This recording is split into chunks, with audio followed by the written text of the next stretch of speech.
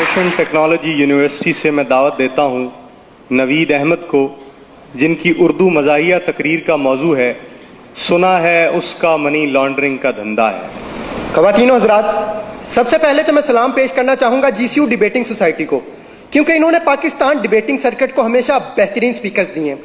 ऐसे स्पीकर्स जो अपनी आवाज़ से बुखारी ऑडिटोरियम पर सहर तारी करते रहे। आज भी आपके सामने ऐसे ही दो बेहतरीन स्पीकर्स मौजूद हैं। एक इस दीवार पे लगा हुआ है, दूसरा उस दीवार पे लगा हुआ है।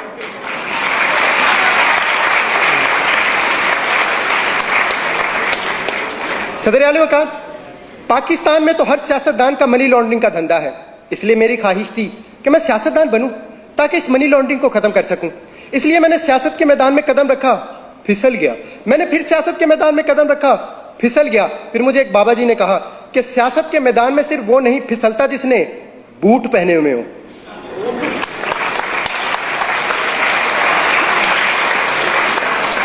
मैंने कहा बाबा जी मेरे पास तो बूट नहीं है, मैं क्या करूं? कहने लगे आपने घबराना नहीं है, तुम बूट पॉलिश कर लिया करो।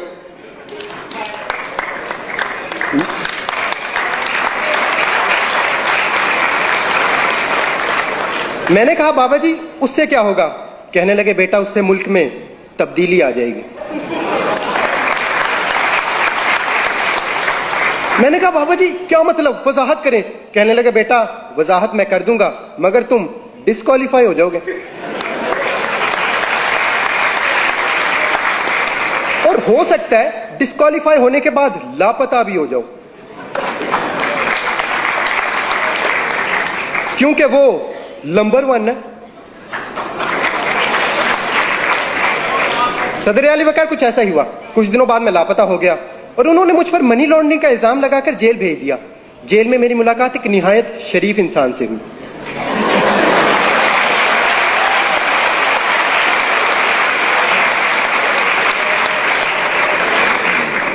वो बहुत दरवेश इंसान थे। खाना खाते वक्त एक निवाला खाते, एक दीवार को लगाते, फिर एक निवाला खाते, एक दीवार को लगाते। मैंने उनसे पूछा ये आप क्या कर रहे हैं? कहने लगे खाता हूं लगाता भी तो हूं।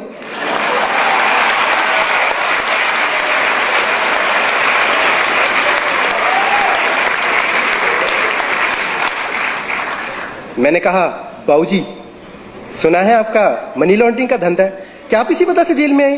कहने लगे नहीं बेटा, ये कहानी है 1990 की, जब मैं छुट्टियां गुजारने खलाई जहाज में बैठकर खला में चला गया। वहां पर मुझे एक खूबसूरत एलियन लड़की नजर आई। मुझे उससे मोहब्बत हो गई। उसकी खास बात यह थी कि वो हील की बजाय बूट पहना करती, और मैं पॉलिश किया करता। उसके पास गैबी ताकतें थी, वो बंदे गायब कर देती थी। वो बंदे ऐसे गायब करती थी जैसे GCU वालों ने कफील राना को गायब किया।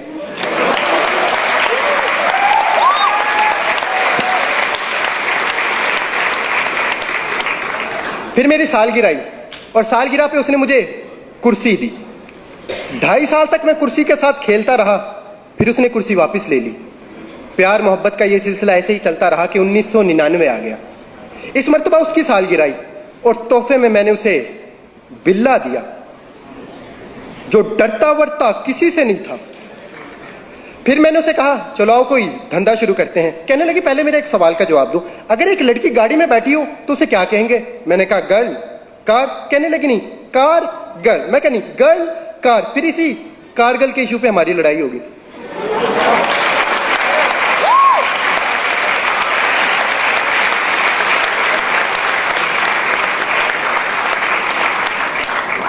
लड़ाई इतनी शदीद हुई कि उसने मुझे घर से बाहर निकाल दिया। उस दिन मैंने ये पहली मर्तबा सोचा था कि मुझे क्यों निकाला।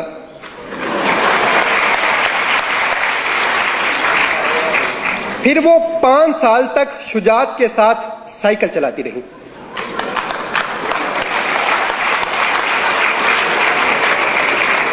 और रहमान का फजल तो उसके साथ था ही।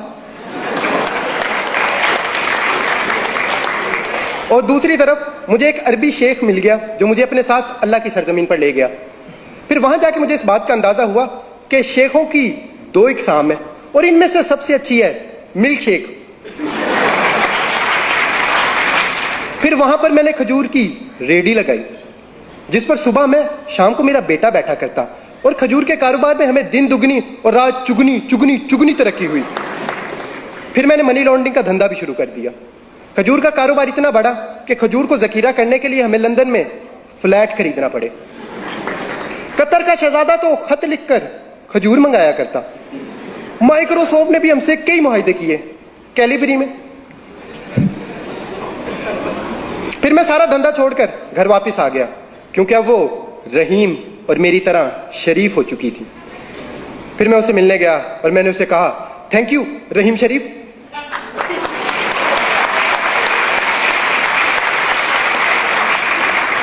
फिर एक दिन हम दोनों वोट डालने पोलिंग स्टेशन गए। वो अपना वोट डाल रही थी कि वोट जमीन पर गिर गया।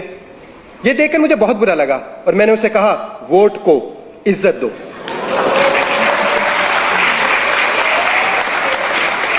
इस बात पर उसे गुस्सा आ गया और उसने मुझे कमर तोड़ जवाब दिया। मैंने उसे कहा, फिर उसने मुझ पर मनी लॉन्ड्रिंग का इल्जाम लगा दिया और उसे मेरी मोहब्बत को ठुकरा कर किसी और के पास चली गई। मैंने कहा, बाबूजी आप उससे इतनी मोहब्बत करते थे, उसके लिए मनी लॉन्ड्रिंग छोड़ देते। कहने लगे, कैसे मनी लॉन्ड्रिंग छोड़ देता, फिर मेरे बच्चों का क्या बनता, क्योंकि उनकी लंदन में तो क्या पाकिस्तान में भी कोई जायदाद नहीं है। और अगर मैं मनी लॉन्ड्रिंग छोड़ देता तो रोटी कहां से खाता। मैंने कहा, देखें रोटी का वादा अल्लाह ने किया है और सालन आप लंगर खाने से ले लेते। फिर कहने लगे, मुझे छोड़ने की एक वजह यह भी थी कि मैं मोटा था और अब वो हैंडसम के पास गई थी। फिर मैं हैंडसम से मिलने बनी गाला मैरिज ब्यूरो गया, क्योंकि उनका शादियों का धंधा था।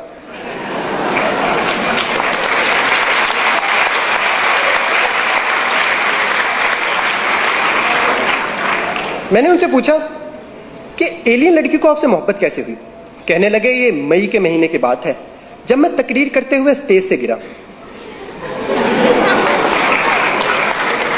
जब एलियन लड़की को यह मालूम हुआ कि मैं गिरा हुआ हूं, तो फिर उसने मुझे कुर्सी दी, टायरों वाली, जो रिमोट से चलती थी। मगर पता नहीं क्यों रिमोट नहीं दिया।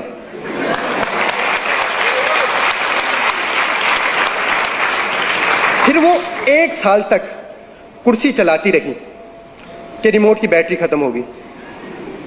उसने चार्ज करना चाहा, प्लग दूर था, इसलिए फिर मैंने उसे एक्सटेंशन दी।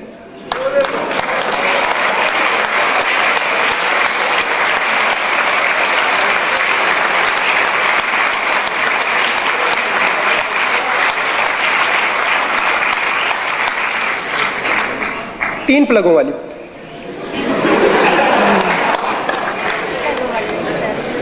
क्योंकि उसकी उम्मीद नाज का हमसे ये मान था कि आप सर्विस बढ़ा दीजिए, सर्विस बढ़ा दी गई। सदर आली वकार, अब तो ये आने वाला वक्त ही बताएगा कि एलियन लड़की रिमोट वाली कुर्सी चलाती है या फिर डीजल वाली।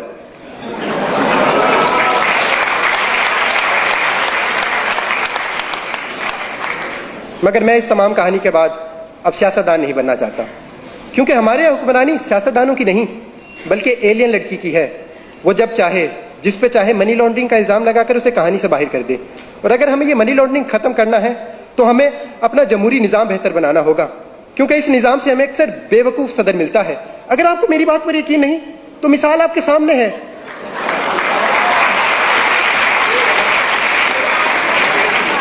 अमरीकी सदर की। शुक्रिया। इस साल बेहतरीन उर्दू मुकर्रिर का एजाज़ हासिल किया IT यूनिवर्सिटी लाहौर से नवीद अहमद ने।